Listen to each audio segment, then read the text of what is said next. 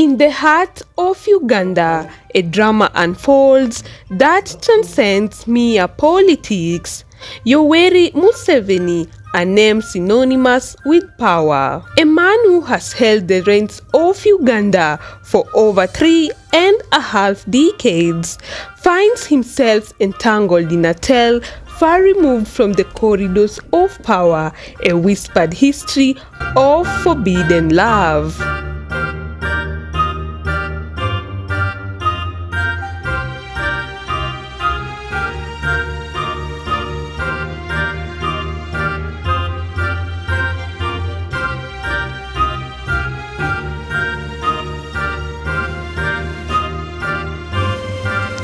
At the center of this tempestuous narrative stands Winnie Byanyima, the wife of Kizza Besigye, Museveni's fiercest political adversary. Besigye's relentless pursuit of justice has landed him in the crosshairs of the Ugandan government, leading to trials that threaten to unravel the nation's fragile peace. I came on a flight.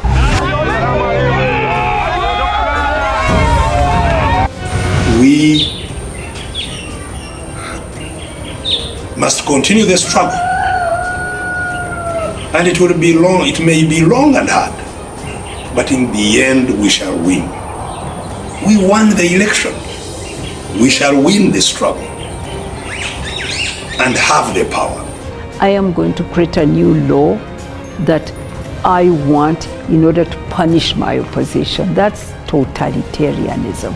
So we've moved through phases of dictatorship to totalitarianism. Amidst this turmoil, a secret from the past resurfaces, a past where Winnie Byanyima and Yoweri Museveni shared a connection that ran deeper than politics, a bond that transcended the boundaries of friendship. Winnie Byanyima openly acknowledged the affair, dismissing the claims that her past relationship with Museveni influenced the trial of her husband. I want very much to remind people that a long time ago I had a relationship with President Museveni, and yeah, I did. but what relevance was it there? It was of no relevance, absolutely none. I mean, President Museveni is somebody I've known since I first became aware of the world. He was in my home, visiting our home when I was maybe 3 years old. I've known him all my life. So why he features there is not relevant really. But I think that Mwenda just thought that this was an interesting angle. So I also threw it at him and said, okay, if you are interested, just wait for my book. The echoes of this past affair have reverberated through Uganda's political landscape for years. It is a story of a headstrong and elegant woman who captivated the heart of a man who would become president, only to find herself on opposite sides of a political divide. What Dr. Besigye has been arguing is that if you have a case, first you were saying, I am innocent, I've never tried to kill you. But if you think I have a case, take me to a court that is competent to try me. And that's a civilian court. It has the protections, it has the independence, it has the right skills of people to try such a capital offense. I'm ready, I can go and face that. But you can't put me in a court which you, my accuser, is also the judge. Because the panel belongs to you, you are the judge, you tell them what to do. They are not lawyers, they do not know the law. They cannot argue the law here. So I cannot accept, and the Constitution does not allow them to try such offenses. It's illegal. So he refuses. Once, Museveni and Besigye fought side by side as comrades in arms during Uganda's brutal bush war. It cannot be a fair election. We've been trying to do our best in an unbalanced situation. It provides heavy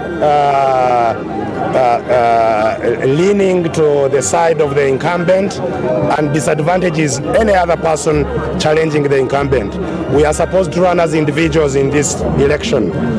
We are not supposed to have any organization supporting us. Besigye even served as Museveni's personal physician. Now, they stand as bitter rivals, their friendship shattered by the weight of ambition and betrayal.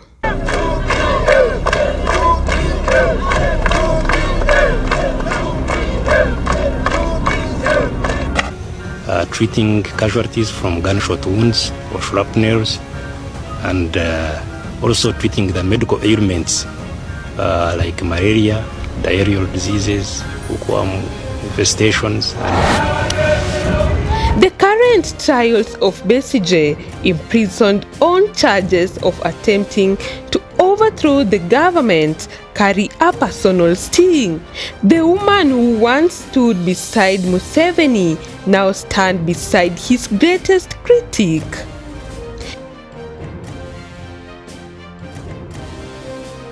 Their affair, a clandestine dance between 1981 and 1986, blossomed amidst the chaos of Museveni's guerrilla war against Milton Obote.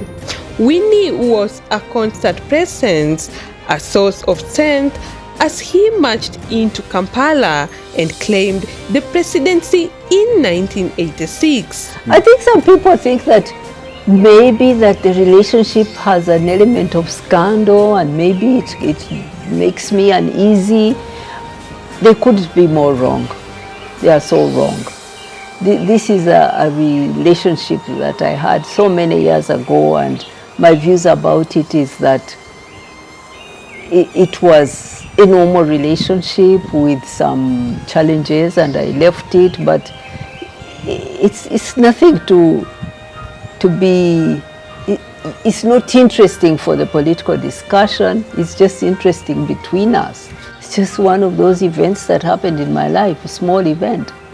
So when should we expect this book? Oh no, I don't know, it's very far. But Museveni remained committed to his wife, Janet, leaving Winnie to forge her own path, eventually found love with Besigye, marrying him in 1988, just as he emerged as Museveni's most formidable adversary. Nearly died in prison. And indeed, many of the people I was with in prison have never been seen again. I was lucky to escape. I went into exile in Kenya. We are supposed to organize a transition to a democratic dispensation, having won the war. And the transition period we had declared would be 4 years. We disagreed on how that transition would be managed. And the transition period didn't end until 10 years later and end in courts. So having disagreed, I was dismissed from government in 1990, the end of our original transitional period. Now, Besigye faces charges of treason, a capital offense that could lead to his execution. The stakes are high, and the specter of this past love affair casts a long shadow over the proceedings. Here for him as my partner, as my family. I'm here to defend him, to get justice, right? And the first thing was to say, no, it's not justice to try a civilian in a military court. So a lot of what I was saying was in opposition to him being tried in a military court. I'm going to tell them, let me tell you, I've got stuff I'm going to bring out. Because the case is that Besigye was trying to kill President Museveni. I will come out here and show how President Museveni attempted to kill Dr. Kizza Besigye. I have information. I'll bring it.